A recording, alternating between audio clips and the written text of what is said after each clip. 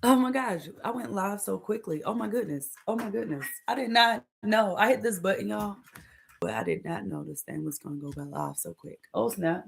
This light looks crazy. Can I get it right? I did not know this thing was gonna go live so quick. Is this better? I think it's better. Is this good? Oh my goodness. I did not know this thing was going live. But anyways, I hello, beautiful people. Hey, this thing I hit the button and did the countdown even happen? I don't know. Anyway, so I wanted to talking about. I want to just come. I have been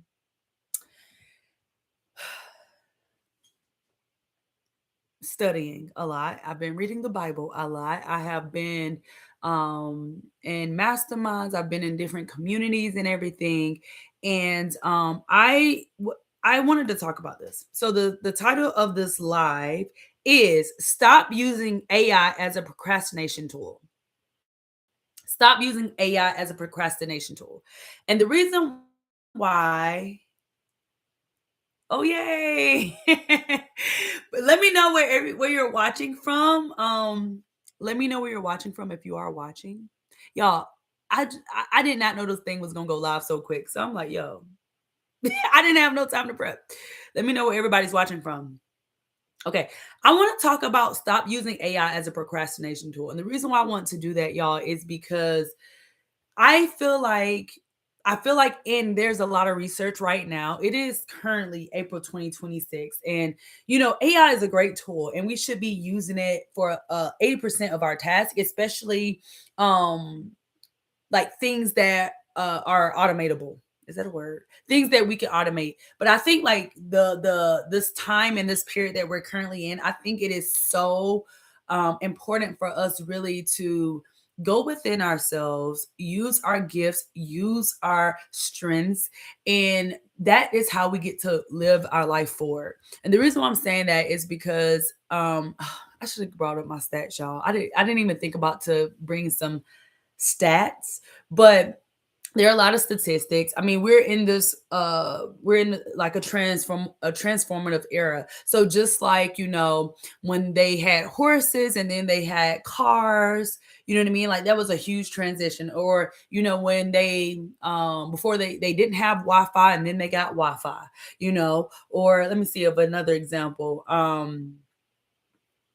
We had pagers and then we had cell phones, right? So like just in that transition. And so just like with, or we used to have fax and then email, and now we get everything in text. These are just like some examples, right? So in any economy, I don't think we need to be afraid of it. I don't think like it's me personally, but I do think like this is a moment, with technology getting better, with AI literally becoming a part of our everyday lives. Actually, it's always kind of been a part of our everyday lives, but like more people are using it. I think this is really a time for us to hone in and to actually cultivate and refine ourselves so that we don't get wiped out. Because again, AI is there are a lot of jobs that people are currently working, they're not going to exist in the next 5 years. And obviously there are going to be new jobs that will be created, and that's great as well. And next, in one of these upcoming videos, I'm actually going to like come up with all the stats, because I do have all these statistics and everything, but I just wanted to focus on these points in this video right now. And I think AI is a great tool and we definitely should be using it to our benefits, but also we want to make sure that we are not becoming robots, right? Number one. But then we also want to make sure we're not using AI and procrastinating. So I'm going to jump right in. So for research, right? AI is a great tool and I think it should. Um, I'm personally using Claude right now. I actually do use the paid version of it, and it's incredible. It's an incredible thing. It seems to be more accurate. It actually does genuine research, and I think we should definitely be using it for 80% of whether it is for our business, for like things that we're using in our personal lives. But I want us to remember that research is not action. right? Because when we can be researching it or Googling it, whatever, we can get caught in that trap of learning or the endless planning loop, right? And so the problem is you may be asking AI for strategies, you may be asking AI for frameworks, you may be asking for these step by step plans. But if you're never executing the first thing that it told you to do, you're procrastinating and you're not actually making progress forward. Okay. Another problem is you may just be getting more information, more information, more information, but more information does not mean that you're making actual progress. Information does not equal progress. Okay. At some point, you have to stop planning and you have to start doing. So, I'm going to give you a couple of solutions so that you aren't just stuck in this research planning, just gathering all this information, and to actually make sure you're taking more action. So, solution number one is, set a timer. You can set it for, if you have an hour, you can do 30 minutes and 30 minutes, or, set a timer for 15 because AI moves fast. So, you really only need AI for the first 15 minutes, right? For the first 15 minutes of your AI research. And then immediately after your timer goes off, take one action step from what you learn and do the thing. You know what I'm saying? Like, don't, if you only have an hour to work, for example, don't use the entire hour to just research. When you get like something that, is helpful, you're like, oh, I can actually do the thing. Just do that one thing for the remainder of the time working. So in that way, you are actually applying what you're learning and you're not just planning and gathering, collecting information. Solution number two is you can ask AI, okay, what's the best first step I can do in the next 30 minutes or the next 15 minutes? Or what can I do right away that is not going to take that much time? You literally, I know y'all be talking to AI, but literally ask, if you don't know like what to do first, ask AI, what's the first step that I can do? And then close the tool, close AI, get out of it and actually do what it tells you to do. So these again are solutions to actually be able to use AI in a more effective way, because we don't want to, we get to move our feet, we get to take action, we get to be productive, and we don't want to just make AI a crutch. And I want to talk about, this is like number two, it's a little bit different than number one, but AI, it makes us feel productive because we're getting all this information, we're learning more things, but you can feel productive using AI without actually being productive. Okay. And this is different from like taking action. And let me give you some example, because you can spend 2 hours working with Clyde. Go the other way. um Real life, y'all. You can spend 2 hours working with AI, working with Claude, working with ChatGPT. But what at the end of the 2 hours, what did you actually get done? And I'm reminded, it can kind of feel like if we're not careful and we, because I one thing I appreciate about AI, you can go anywhere with it. So it almost can come like social media scrolling, where you go kind of down a rabbit hole and you're like getting more information, getting more answers, getting more information, and then next thing you know, you're on this whole different topic.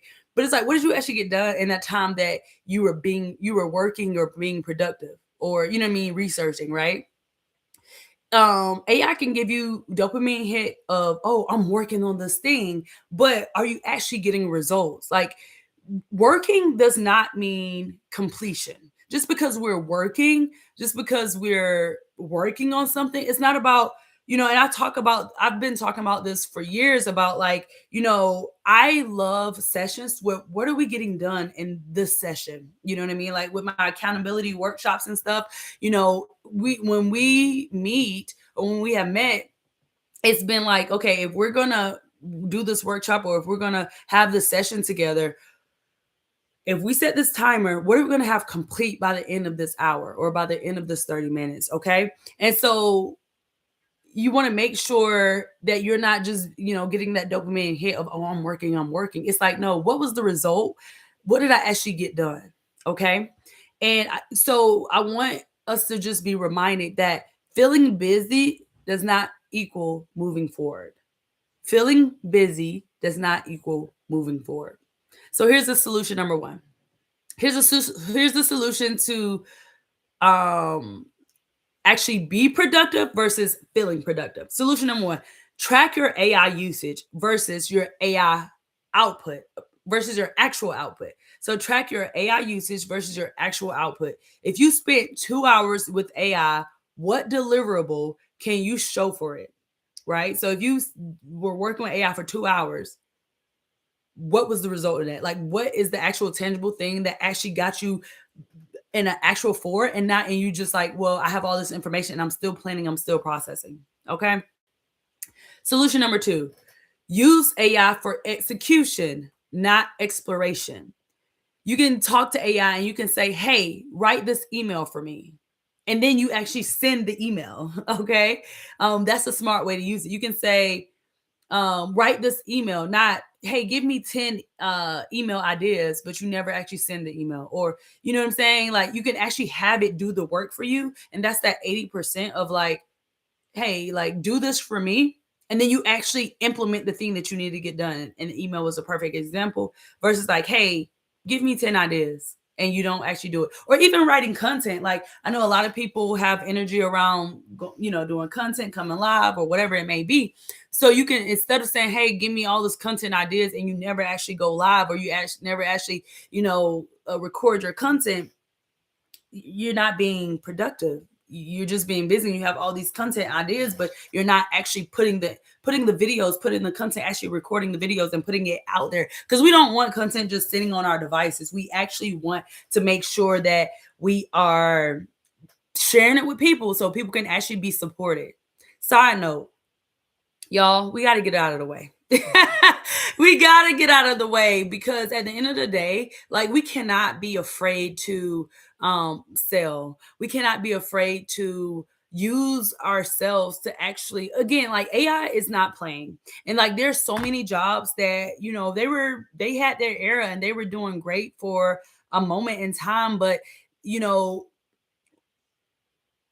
I think people are having a hard time, because I feel like we went into the season of everything being automated, or everything being, what's up, how you doing? Everything being automated, or everything being like, it was just like this, like, tech bearer. And AI is not making it any better. Again, we love AI, but at the same time, we want to make sure that we are cultivating ourselves, we're developing ourselves, we are refining ourselves, so that we can actually be valuable in the world, in the marketplace, to our families and stuff. So then that way, we're not getting replaced by AI. Because at the end of the day, especially business owners, I'm talking to us entrepreneurs, most AI can do most of our jobs, let's be real. But what is the human factor that AI cannot replace? AI is not human. So what is the human thing that the AI cannot do, that only you can do, that you can uniquely do, uh in order for you not to lose your job, or lose your business, or get, now you can't make money? Because most companies, and again, I have all these stats, y'all, but I just don't have them in my notes right now. Most of these companies are settling for just good enough. So even though a human can do a much better job at certain tasks in businesses, for example, most of these companies are literally saying, you know what, I need this task done. Is AI is doing it, and they're doing it for $100 a month, versus me having to have a whole. I'm trying to think of some jobs, like writing copy, for example, like actually writing content, not having a content manager, or not manager, maybe that is what it's called, or like creating the content, or there's a whole list, y'all. We got to use AI to research what I'm talking about. See if your job is about to be taken by AI, and it's okay. But like, what is the human version of you that can make that can stand out, where AI is not going to take over your job? Okay. So that's why I want to bring this up, that we're making sure that we're, number one, using AI to our advantage. It should definitely be doing 80% of the work for us. But at the same time, we want to also make sure that we're not getting replaced, right? And maybe I'll do a more in-depth video. But honestly, y'all, there's so many people on YouTube talking about it. You can go talk to my business coach, Rachel Rogers. She goes deep in it, and she has like all the stats in it, and she's talking about how literally, like, AI and like it's replacing all these jobs. She does her research. She's really good about it. And also like the jobs that are actually getting wiped out. And it's no need to be afraid. We just got to figure out how do we use AI more effectively, and then what can we do as business owners or just as regular people, because at the end of the day, y'all, if we don't learn like these skills, if we don't actually pivot with the way the world is changing, like people are not going to get rid of they chat GPT and that cloud. Like it's literally within our society right now. But how can we actually, get ahead of the curve and use it to our advantage and don't get left behind, because this is just the way the world is turning. Okay, number 3. This is the third point of how we need to stop using AI as a procrastination tool, okay? And this is what I've been talking about. The real work, it requires you. So we can't just say, hey, I'm using AI or I'm paying for AI and it's going to do everything for me. Y'all, at the end of the day, we live in a world of humans who use tools, right? It's not about, us not working anymore. I know that there was this era of like, and I might be talking to myself on this, but there was definitely this area of like soft life. And honey, I am very much, all about getting my rest and relaxing. And like, those are my favorite things. I'm very much about all that. And, at the end of the day, especially as we're growing as entrepreneurs, we still need to make sure that our customers and our clients, excuse me, and our communities know that they're getting us and they're not just getting AI. You know what I'm saying? And so the real work, it requires you. We don't need you to be creating a business trying to make money. And people are not getting you. People want you. And that's what I'm saying. It is so important that we grow ourselves, we get out of our comfort zone, we actually be authentic, and we actually be genuine in who we are and what we're trying to do in the world. And then that way, not only are we living a life that we love and we don't mind showing up and doing the work and the jobs that we actually want to do to actually help more people, to actually be living our lives, right? But also it's like we will also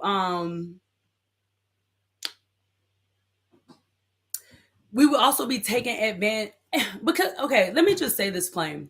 What I'm really trying to land is I really believe that when we actually are authentic, when we actually are living aligned in our lives, I actually believe that you don't want to take a vacation away from your life. And I'm saying this from somebody who has taken a vacation away from my life and somebody who is very intentional about my time, my energy, my focus, my relationships, and all the things. Okay.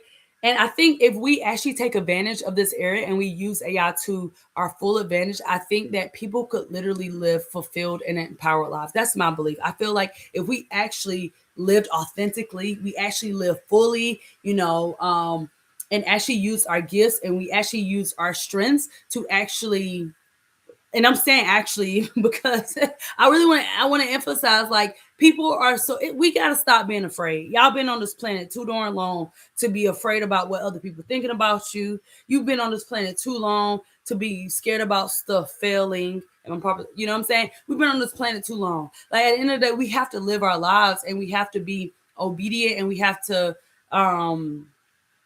not hide anymore, because at the end of the day, you ain't gonna have no job. And y'all know what they do with the employment rate and stuff like that. Whenever people are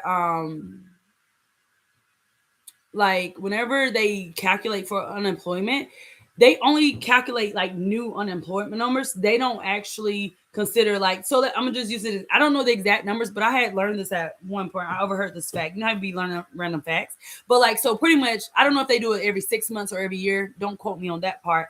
But like, let's say every year, whenever they say, oh, last year had this much unemployment, they only count like that new percentage. They don't even count the previous year. So it's like all those people who didn't have jobs, they probably still don't have jobs, but they only focus on the new number. Does that make sense? So it's like if they say, oh yeah, we had a 2% increase in unemployment, but then the year before they had a 7%, that's a 9% unemployment rate, but they don't count the previous year. They are specific in their words, and they're saying, "Oh yeah, we only had a 2% increase." Yeah, but what happened to the other 7% who were unemployed last year? They're probably still unemployed.